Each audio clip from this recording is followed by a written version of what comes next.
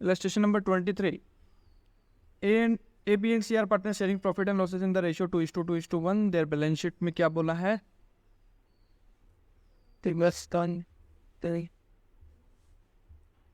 Reserve fund, creditors, capital, cash, stock, debtor, furniture, plant and machinery, ठीक है. They decided to dissolve the business. The following amount were realised.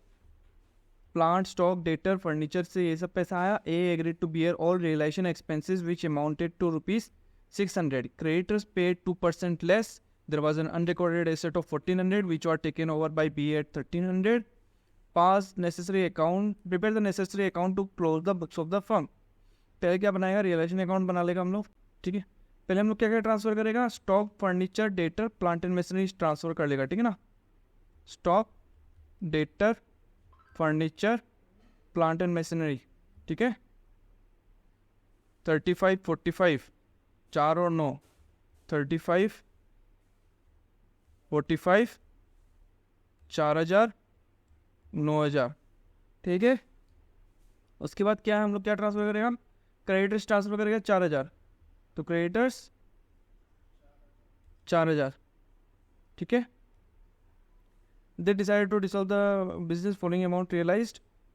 तो यहाँ पे क्या आ जाएगा? Bank, ठीक है. स्टॉक चारों ही तो है. Stock, debtor, furniture, plant and machinery कितना आया? Plant and machinery 8,000, stock 5,000, plant and machinery 8,000 और डेटर 3750, 3850,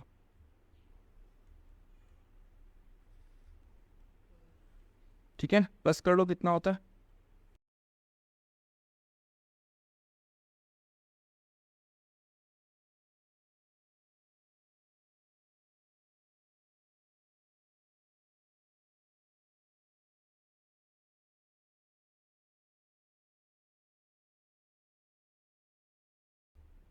ठीक है, लिख लिया. ये हो गया, ये हो गया, ये हो गया, ये हो गया. A agree to bear the relation expenses which amounted to ₹. A bear कर रहा है ना, तो बिजनेस का तो कोई खर्चा नहीं आएगा. क्रेडिटर्स को 2% लेस किया. क्रेडिटर्स 4,000, 4,000 का 2%, तो बैंक आ जाएगा यहाँ पे, ठीक है ना. तो बैंक क्रेडिटर्स कितना?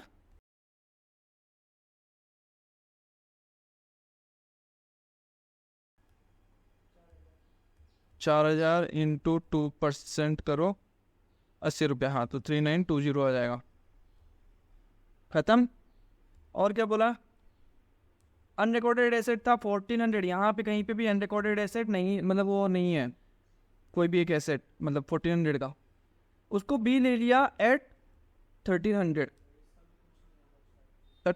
पैसा तो आ गया ना, तो यहाँ पे क्या आ जाएगा वापस से? कौन ले लिया? बी ले लिया ना, तो 20 कैपिटल अकाउंट आ जाएगा. और जो अमाउंट पे लिया है वो आएगा 1,300 में ना, तो 1,300 आ जाएगा, ठीक है. अब टोटल करो यहाँ पे. 4, 24, 25, 25,900 आया है टोटल यहाँ पे, ठीक है. 25,900 यहाँ का टोटल. यहाँ का टोटल कितना आ रहा है? 4, 4, 8, 12, 21, 22, 23, 24, 24,920, ठीक है. 24,920 इतना आया. डिफरेंस कर लो. ये साइड शॉर्ट है, तो यहाँ पे ए, बी और सी का कैपिटल अकाउंट आ जाएगा. 25,900 माइनस 24,920, 980. किस रेशो में? 2:2:1, मतलब 5 टोटल डिवाइडेड बाई 5 करेगा.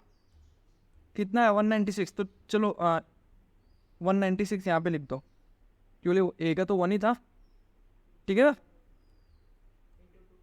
तो 196 इंटू 2 कर दो, 392. तो ए में आएगा 392 और यहाँ पे भी 392, ठीक है ना. टोटल कितना हुआ था? 980, ठीक है. 25,900 टोटल हो जाएगा. यहाँ पे भी 25,900 खत्म. अब हम लोग क्या बनाएगा? पार्टनर्स का capital account. A B C, A B और सी, ठीक है ना. ओपनिंग बैलेंस कितना है, बैलेंस बीडी 10,4,3 4,000 3,000, ठीक है। उसके बाद क्या ये रिजर्व भी ट्रांसफर कर दो, नहीं तो बाद में भूल जाएगा हम लोग। 5,000 है ना, 2,000 2,000 1,000 आएगा, रिजर्व 2,000 2,000 1,000 आ गया। फिर रियलाइजेशन प्रॉफिट 320 था क्या, कितना था, 392 196,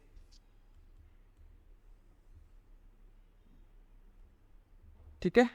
ड्राइंग से कुछ भी नहीं है, लॉस कुछ भी नहीं है। अच्छा ये B1 एसेट ले लिया था कितना में, 1,300 में।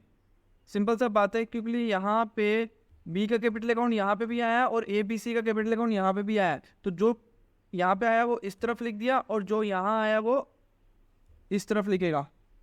तो यहाँ पे कहाँ से, यहाँ पे क्या लिखेगा, पार्टिकुलर्स में ये लिखेगा कहाँ से आया है, रियलाइजेशन अकाउंट से आया है। कितना, B में 1,300, ठीक है। C में कुछ नहीं है, A में कुछ नहीं है। फिर यहाँ पे लिख देगा बैंक, क्योंकि पेमेंट होगा। पहले यहाँ का टोटल करो, 12,392, 6,392 और यहाँ पे 4,309, सॉरी हाँ 4,196, ठीक है। तो यहाँ पे तो बैंक में इसको पूरा ही पेमेंट होगा, 1,2,392, इसको 1,300 रुपये कम पेमेंट होगा, तो 6,392 से 1,300 माइनस कर दो तो 5,092 और इसको 4,196, इतना ही पेमेंट होगा, ठीक है। टोटल में भी वही आ जाएगा, खत्म। अब बैंक अकाउंट बनाएगा, क्या लिखा हुआ, कैश एट बैंक ना, तो बैंक ही बनाएगा। बैलेंस बीडी आ जाएगा, क्योंकि कैश एसेट है तो डेबिट बैलेंस दिखाएगा, कितना है 5,000 आया। यहाँ पे भी लिखिएगा रियलाइजेशन, जो एसेट को बेच के पैसा आया, एसेट रियलाइज्ड, ठीक है ना। यहाँ पे भी लिखिएगा रियलाइजेशन, ठीक है। पेमेंट टू क्रेडिटर्स, ठीक है। फिर उसके बाद लिखिएगा A capital account, B capital account, C capital account, ठीक है। अच्छा रियलाइजेशन से अब रियलाइजेशन अकाउंट में चला जाओ। रियलाइजेशन अकाउंट में पैसा कितना है, 20,600, तो यहाँ पे 20,600 आ जाएगा, ठीक है। और यहाँ पे पेमेंट कितना किया, 3,920, तो 3,920 लिख लो यहाँ पे, 3,920। यहाँ पे रिलेशन अकाउंट क्यों है, क्योंकि रियलाइजेशन अकाउंट के थ्रू वहाँ से आया है। अब ये यहाँ पे कैपिटल अकाउंट क्यों लिखा, क्योंकि पार्टनर्स कैपिटल अकाउंट से आएगा ये अमाउंट, कौन सा अमाउंट, 1 2 3, ठीक है ना। 1,2,392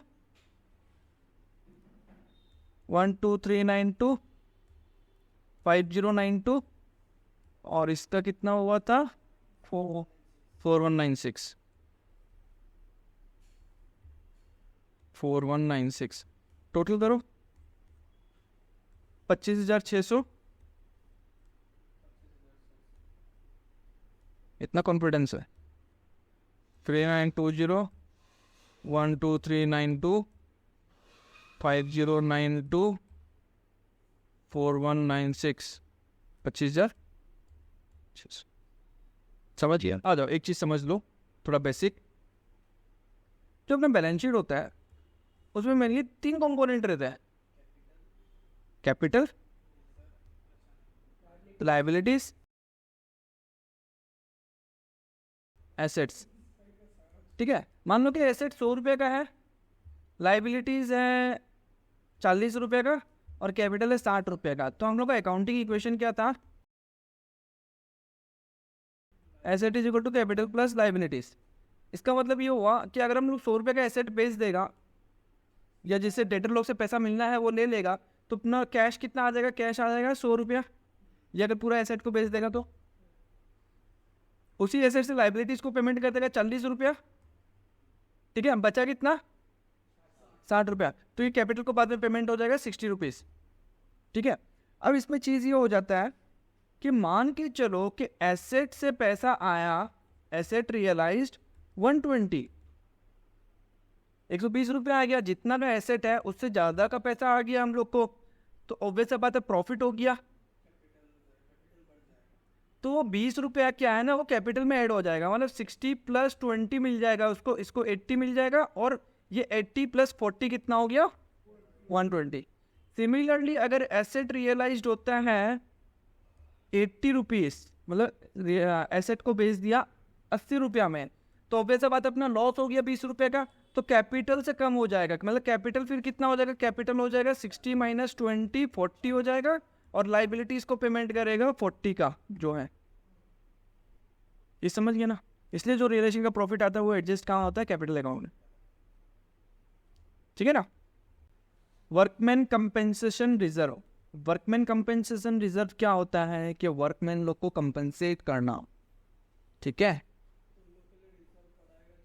तो वो लोग के लिए क्या है, रिजर्व बना के रखा। मान लो क्या होता है ना, कितने बार कि किसी कोई बिजनेस अगर लॉस में चल रहा है तो वो लोग क्या करता है, एम्प्लॉय लोग को छोड़ देता है, फायर कर देता है, बट वैसे ही फायर नहीं कर सकता उसको, या तो 2 महीना का सैलरी देके उसको छोड़ो, ठीक है। तो वो वर्कमैन कंपेंसेशन रिजर्व जैसा हो गया है, क्योंकि ऑब्वियस सा बात है, तुम आज किसी एम्प्लॉय को निकाल देगा, उसको हाथों हाथ आज तो जॉब नहीं मिलेगा, उसको तो टाइम लगेगा ना, तो 2 महीना तो उसको घर कैसे चलेगा, तो उसको 2 महीना का सैलरी देके छोड़ देता है कि तुम 2 महीना का सैलरी ले लो, जॉब तुम आपने देख लो, ठीक है ना। या फिर अगर कोई एम्प्लॉय अपना मर्जी से छोड़ते तो वो लोग क्या करते हैं, वो लोग नोटिस पीरियड दे देता है 2 महीना का, सर आप नया एम्प्लॉय देख लीजिए, हम 2 महीना तक रहेगा, 2 महीना में आप देख लीजिए नया, फिर हम छोड़ देगा। उस केस में कंपेंसेशन रिजर्व देने का दरकार नहीं है, ठीक है ना। तो workman compensation reserve is a reserve created out of profit of the firm to meet the claim for compensation by workers. कितना बार वर्कर्स लोग स्ट्राइक में भी जा सकता है, तो वो लोग को भी कंपेंसेशन देना पड़ सकता है। At the time of distribution this reserve is dealt with as under. मान के चलो कि हम लोग बैलेंस शीट में एक रिजर्व क्रिएट करके रखा है, वर्कमैन कंपेंसेशन रिजर्व एक कुछ क्रिएट करके रखा, मान लो कि 10,000 रुपये का, ठीक है ना, टू मीट फ्यूचर लाइबिलिटी। तो उसमें क्या कंडीशंस हो सकता है, पहला कि उसके अगेंस्ट में कोई भी लाइबिलिटी नहीं हो, वर्कर लोग मेरा अच्छा है, कोई भी क्लेम नहीं मांगा, तो ऑब्वियस बात है ये पैसा क्या हुआ, क्रिएटेड आउट ऑफ प्रॉफिट है, तो पूरा का पूरा पार्टनर्स कैपिटल अकाउंट में चला जाएगा, मतलब एज ए प्रॉफिट चला जाएगा, मतलब देने का दरकार नहीं है, मत करो, ठीक है। In such case, the entire amount of workman compensation reserve is credited to capital account of the partners in profit sharing ratio. ठीक है, कोई क्लेम नहीं है, पूरा का पूरा 10,000 रुपये प्रॉफिट, तो workman compensation reserve account debit हो गया, क्योंकि ये लाइबिलिटी साइड में आ रहा है, तो ये क्या बैलेंस दिखाएगा, क्रेडिट बैलेंस दिखाएगा, तो हम लोग डेबिट करके उसको खत्म कर दिया और पार्टनर्स का कैपिटल अकाउंट क्रेडिट कर दिया, मतलब एक लाइबिलिटी शिफ्ट हो गया दूसरा लाइबिलिटी में, ठीक है। When the amount of liability for workman compensation is equal to the amount of workman compensation reserve.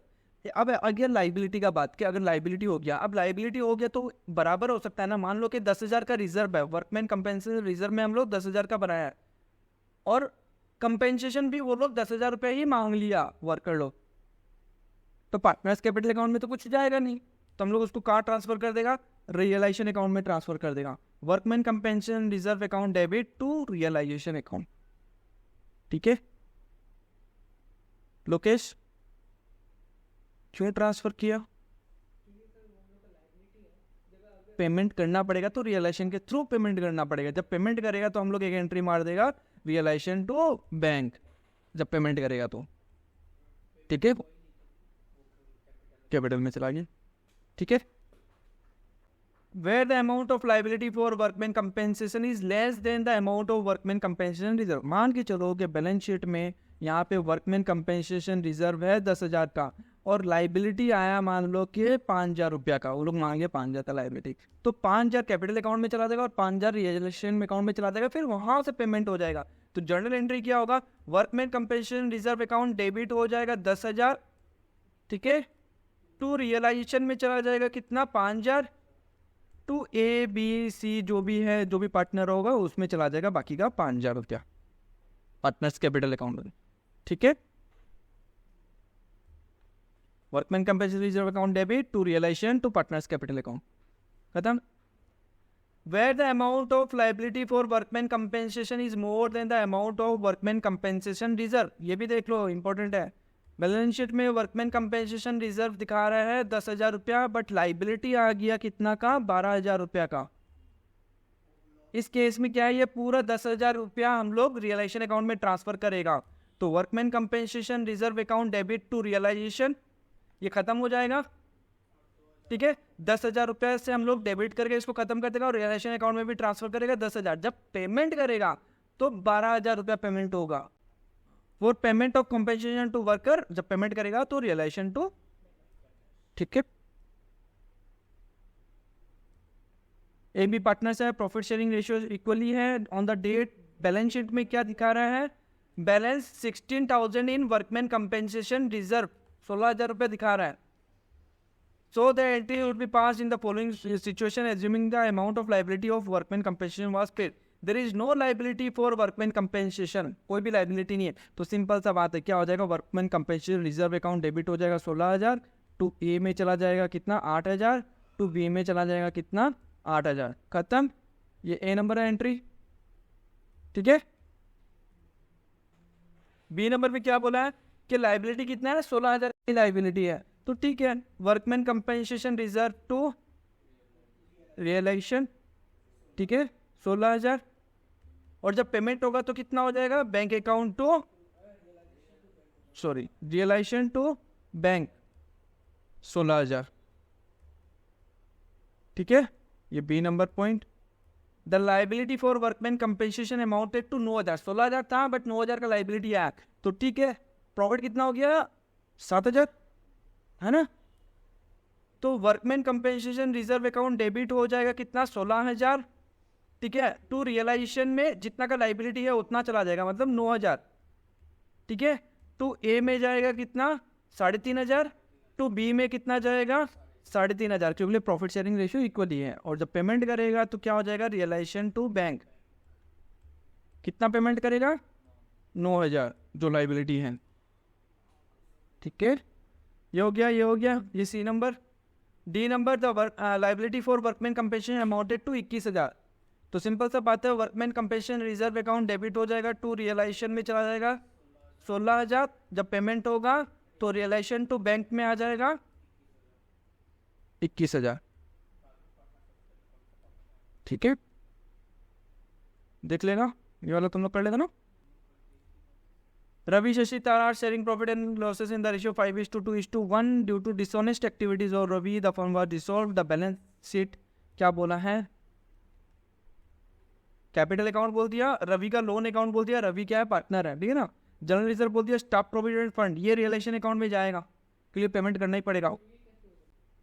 26,000 होगा, 26,000, 14,000, ठीक है। तो ये रियलाइजेशन अकाउंट में नहीं जाएगा, ये रियलाइजेशन अकाउंट में नहीं जाएगा, ये रियलाइजेशन अकाउंट में जाएगा। वर्कमैन कंपेंसेशन रिजर्व 800 डिपेंड करेगा एडजस्टमेंट में कि जाएगा कि नहीं जाएगा, ठीक है। अगर कुछ नहीं होने से तो वो डायरेक्ट कैपिटल अकाउंट में, ठीक है। बैंक लोन, बैंक यहाँ पे भी, अच्छा ये भी रियलाइजेशन अकाउंट में चला जाएगा, पेमेंट करना पड़ेगा। क्रेडिटर्स फॉर गुड, ये रियलाइजेशन अकाउंट में चला जाएगा। रियलाइजेशन, ये भी रियलाइजेशन, ये भी रियलाइजेशन, ये भी रियलाइजेशन। जॉइंट लाइफ पॉलिसी कुछ भी नहीं बोला, ठीक है। रियलाइजेशन यहाँ पे भी चला जाएगा, ये भी रियलाइजेशन, ये भी रियलाइजेशन, ये भी रियलाइजेशन, ठीक है। पॉलिसी रियलाइज 3250, कोई दिक्कत नहीं है, पॉलिसी का 3250 आया। कितना का पॉलिसी है अपना यहाँ पे, 3,000 का, ठीक है ना। Ravi to over furniture and equipment at book value and agree to discharge the bank loan. Ravi क्या बोला कि हम फर्नीचर और इक्विपमेंट दे देगा, बट और हम बैंक का लोन भी हम दे देगा, ठीक है। तो जितना एसेट लिया है उसका डेबिट हो जाएगा उसका कैपिटल अकाउंट, और जो लायबिलिटी वो पे कर रहा है वो क्रेडिट हो जाएगा। Shashi to over bank debt at ₹10,000 and assume the liability in respect of creditors. Shashi क्या बोला कि डेटर्स हमको दे दो 15,000 का, हम लायबिलिटी यहाँ पे क्रेडिटर्स को 9,000 रुपये पेमेंट कर देगा, ठीक है। Lease hold, investment, stock, goodwill, realised, बाकी का एसेट मिला के कितना मिला, 65। रियलाइजेशन एक्सपेंसेस कितना हुआ, 1950।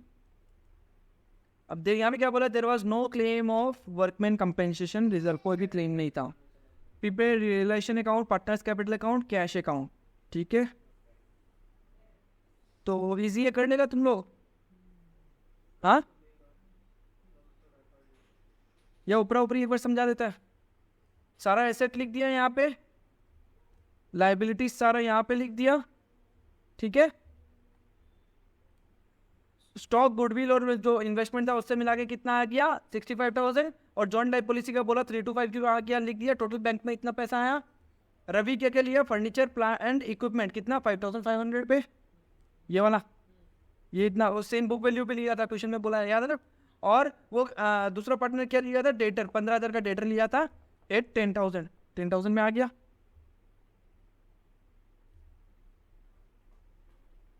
शशि टू ओवर बुक डेप्ट एट 10,000, ठीक है। तो इस केस में क्या है, शशि का फायदा हो गया और बिजनेस का लॉस हो गया, क्योंकि जितना का डेटर था उससे कमती में लिया है, ठीक है।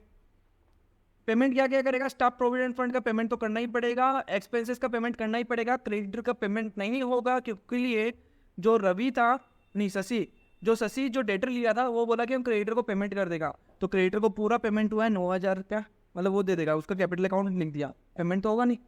और बैंक लोन भी एक रवि बोला था कि हम बैंक लोन का पेमेंट हम कर देगा, तो फर्म तो पेमेंट नहीं करेगा, तो यहाँ पे रवि का नाम आ गया, रवि कैपिटल अकाउंट 2950, खत्म, प्रॉफिट आ गया, ठीक है। बैंक अकाउंट बना लेगा तुम लोग, इजी है। जो देखो 3750 ओपनिंग बैलेंस था, रिलेशन से इतना पैसा आया, एक्सपेंसेस इतना हुआ, स्टाफ प्रोविडेंट फंड को इतना पेमेंट हुआ। रवि का लोन अकाउंट 7,000 बाद में पेमेंट करना पड़ेगा, रिलेशन के बाद, पहले सारा एसेट एंड लाइबिलिटीज बेचने के बाद, क्रेडिटर्स को पेमेंट होने के बाद रवि का लोन का पेमेंट होगा, ठीक है ना। तो रवि का लोन का पेमेंट हुआ, फिर रवि का देखो ये थर्ड पार्टी लाइबिलिटी है ना, ये पेमेंट हो गया। फिर ये पार्टनर्स का लोन, पार्टनर का लोन पेमेंट हुआ, फिर उसके बाद पार्टनर का कैपिटल पेमेंट हुआ, ठीक है ना, समझ गया रुपेश। तो कैपिटल अकाउंट बना लेना, उससे ही फिगर आ जाएगा, ठीक है। कर लेगा तुम लोग ये वाला। वर्कमैन कंपेंसेशन रिजर्व देखो बांट लिया यहाँ पे, ठीक है। रियलाइजेशन का जनरल रिजर्व भी बांट लिया यहाँ पे, रियलाइजेशन का प्रॉफिट भी आ गया यहाँ पे, और जो लाइबिलिटीज लिया वो 2 यहाँ पे आ गया, जो एसेट लिया वो 2 यहाँ पे आ गया, ठीक है ना। ABC partners sharing profit in 3:1:1। March को क्या बोला, creditors loan, capital account, bank debtor, bad डेप्ट, stock in trade, furniture, sundry asset. आ जाओ, थोड़ा इंपॉर्टेंट है, देख लो। It is agreed that A is to take over furniture at 800 and debtor amounting to ₹20,000, ठीक है। A is to take over furniture at 800, debtor amounting to ₹20,000 at 17,200, मतलब 20,000 का जो डेटर था 17,200 में ले लिया, ठीक है ना।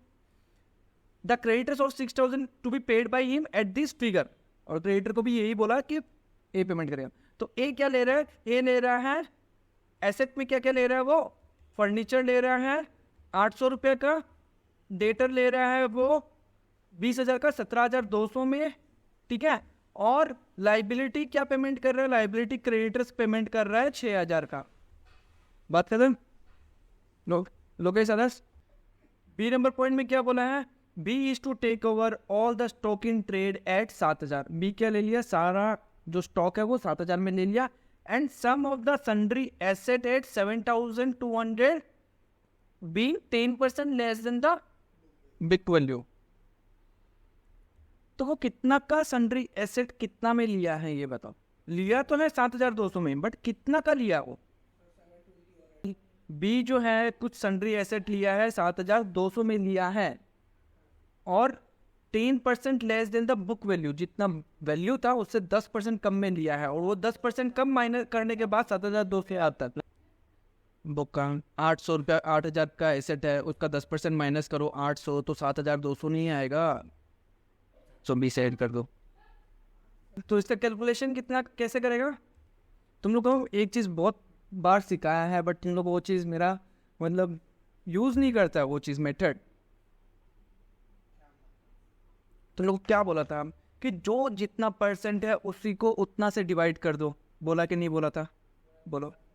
तो ये जो 7,200 है ये 10% कम है, तो ओबे तो बात है 90% हुआ कि नहीं हुआ। तो 7,200 को 90% से डिवाइड कर दो ना। 10% लेस बोला है, 10% लेस, मतलब 10% लेस मतलब 90% हो गया ये। 90% मतलब कितना, 7,200 90% हुआ कि नहीं हुआ?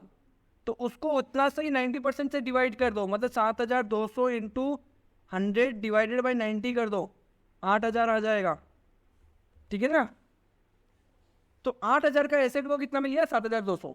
अच्छा, हम ये क्यों बोले तुम लोग को निकालना है? क्योंकि आगे में जाके एक और क्वेश्चन आएगा तो तुम लोग को जरूरत पड़ेगा ये 8,000 का वैल्यू। अब यहाँ पे सी नंबर पॉइंट में क्या लिखा? C is to take over the remaining sundry asset at 90% of the book value. अब रिमेनिंग एसेट है कितना वो तो पता करना पड़ेगा, क्योंकि देखो सन्ड्री एसेट कितना है अपना को क्वेश्चन में, देखो सन्ड्री एसेट कितना है? 17,000। ठीक है ना? तो 17,000 में बी कितना, ए कितना ले लिया? यही था क्या? बी, हाँ बी ले लिया। तो 17,000 में बी कितना का ले लिया? ऑब्वियस सा बात है 8,000 का ले लिया। बचा कितना? 9,000। ये सी ले लिया एट कितना percent? At 90% of the book value. अब सी जो है इसका 90% ले लिया, मतलब 8,100 में ले लिया। तो तुमको ये 9,000 निकालने के लिए ये 8,000 का फिगर तो चाहिए था कि नहीं चाहिए था? है ना? ठीक है, तो at 90% of the book value, 90% कितना है? 8,100 लेस 100, मतलब 8,000 में लिया वो। ठीक है ना? मतलब 90% से 2 रुपये कम में as discount and assume the responsibility for discharge of loan together with accrued interest of 30 which has not been recorded in the books। ये 30 रुपीज का अनरिकॉर्डेड लाइबिलिटी हो गया।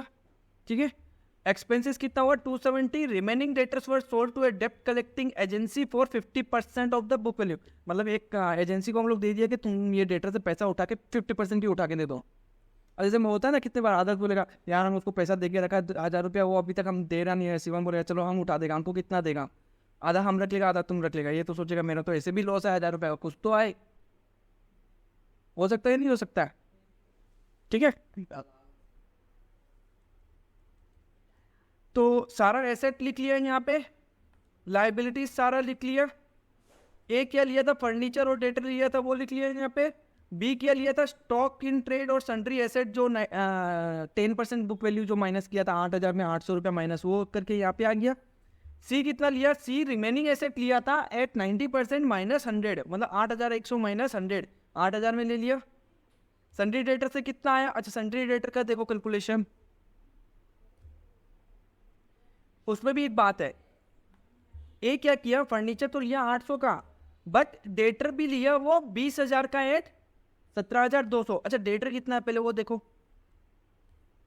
डेटर है 24,200, तो 24,200 में ए ले लिया था 24,200 में ए एसेट ले लिया था 20,000 रुपया का, तो बचा ए डेटर कितना? 4,200। ठीक है, ये जो कलेक्टिंग एजेंसी है वो बोला कि 50% हम तुमको दे देगा, 50% हम रख लेगा। तो इसका हमको कितना मिला? 2,100 रुपया मिला। ठीक है ना? तो ये 2,100 रुपया आ गया यहाँ पे। ठीक है ना? समझ गया लोकेश? टोटल अपने सन्ड्री एसेट कितना ना? 24,200। उसमें से ए ने लिया 20,000 का डेटर, बचा 4,200 का एसेट, वो कलेक्टिंग एजेंसी 50% दिया उसका। ठीक है, ए क्रेडिटर को पेमेंट किया था 6,000 का, और सी बोला कि हम लोन का पेमेंट कर देगा अलोंग विथ इंटरेस्ट। तो सी कितना पेमेंट किया? लोन प्लस इंटरेस्ट, मतलब 1530 पेमेंट किया। और बैंक का एक्सपेंसेस कितना हुआ? 270 लॉस आ गया यहाँ पे। ठीक है ना? तो कैपिटल अकाउंट तुम लोग बना लेगा, देख लेगा। अच्छा नहीं, कैपिटल अकाउंट भी देख लो। ओपनिंग बैलेंस लिख दिया सबका यहाँ पे। रियलाइजेशन का लॉस हुआ तो इस तरफ आ जाएगा, इस तरफ आया था ना रियलाइजेशन का लॉस। 408013601360, या सॉरी 408013601360। ठीक है, उसके बाद जो जो एसेट लिया वो इस तरफ आ गया। क्या क्या एसेट लिया रियलाइजेशन अकाउंट में देख लो, क्या क्या एसेट लिया। ए कितना का एसेट लिया? 18,000 का। बी कितना का एसेट लिया? 14,200 का। सी कितना एसेट लिया? 8,000 का, है ना? 18, 14,200 और 8,000। 18, 14,200, 8,000। ठीक है, लाइबिलिटीज कितना लिया था ए और सी, वो इतना आ गया, ये अलोंग विथ इंटरेस्ट ऑफ 30। अच्छा, ए का कैपिटल अकाउंट डेबिट प्लस करो, 27,500 और 6,000 कितना हो गया 33,500 माइनस 18,000 15,500 15,500 में 4,080 माइनस किया 11,420 इतना पेमेंट हो गया। बी का कितना है 10,000 ठीक है 10,000 का यहाँ पे क्रेडिट साइड में, डेबिट साइड में कितना है एसेट ज़्यादा का लिया 14,200 और 1,360 तो ऑब्वियस बात है ये पैसा लेके आएगा। लोग समझा कि नहीं समझा, उसका कैपिटल बी का बनता है 10,000 बट वो एसेट लेके चला गया 14,200 और लॉस भी हुआ 13,1,360 का ठीक है ना। हाँ इसका जितना कैपिटल है उससे ज़्यादा का एसेट लेके चला गया तो वैसे बात है उसको मिलना चाहिए था 10,000 बट वो 14,200 का एसेट लेके चला गया और लॉस भी बियर करेगा 1,360 का तो वैसा बात है 5,560 इतना पैसा वो लेके आएगा। तो बैंक अकाउंट यहाँ पे लिख दिया डेफिसिट बॉट इन कैश। इसका कितना हो रहा है 7,000 और 1,530 मतलब 8,530 ठीक है। तो 8,530 में माइनस 8,000 वो ले लिया माइनस 1,360 उसका लॉस हो गया तो मतलब 830 रुपये लेके आएगा तो वो 830 रुपये यहाँ पे लेके आया लाना पड़ेगा नहीं तो फिर ए को पेमेंट कैसे होगा, ए को उतना शॉर्टेज हो जाएगा फिर ठीक है। अब देखो जो बैंक अकाउंट यहाँ पे लिखा है ना तो बैंक अकाउंट जो हम लोग बनाएगा ठीक है ओपनिंग बैलेंस तो यहाँ पे लिखेगा ही तो यहाँ पे जो बैंक अकाउंट आया वो यहाँ पे आएगा क्योंकि ये लोग पैसा लेके आया है डेबिट करेगा और जो पैसा गया है वो इस तरफ लिखेगा ठीक है ना। तो 3,200 था डेटर से मिला 2,100 रुपया बी और सी इतना लेके आया ये 5,560,830 रिलेशन एक्सपेंसेस 270 पेमेंट किया और ए का कैपिटल 11,420 का पेमेंट किया ठीक है। अगर क्रेडिटर्स के बारे में कुछ नहीं लिखा तो मान के चलो 100% पेमेंट और एसेट के बारे में कुछ नहीं लिखा तो मतलब कुछ भी रियलाइज नहीं हुआ। चलो ये वाला होमवर्क कर देना तुम लोग 27 नंबर होमवर्क ठीक है ना। 28 नंबर ये भी होमवर्क ठीक है। इसमें एक एडजस्टमेंट समझ लो बस। यहाँ पे क्या लिखा है half of the debtor were taken over by Ram. अच्छा डेटर कितना है पहले ये देख लो, डेटर है 45,000 तो 45,000 डेटर में 22,500 का डेटर राम ठीक है राम ले लिया एट बुक वैल्यू मतलब 22,500 में ही लिया है ठीक है ना। And the remaining debtor were realise at book value less 5% और बाकी का जो 22,500 है उसमें से माइनस कर देना 5% उतना का पैसा मिल गया अपने को खत्म। अनरिकॉर्डेड एसेट का तो तुम लोग को पता ही है क्या है। क्रेडिटर्स वर पेड 80 पैसा in a rupee in full satisfaction of their claims. इसका मतलब जितना पाता रहा 80% पेमेंट हुआ सिंपल सा बात है। 100 रुपये पेमेंट होता तो 100% 80 मतलब 1 रुपये पाता तो 80 पैसा पेमेंट हुआ मतलब 80% ही पेमेंट हुआ है। तो क्रेडिटर्स कितना है 22,000 22,000 इंटू 80/100 इतना कर लेना जो अमाउंट आएगा उतना पेमेंट हुआ है कर लेगा। डिफर्ड एक्सपेंसेस को कैपिटल अकाउंट में डाल देना ठीक है लॉस है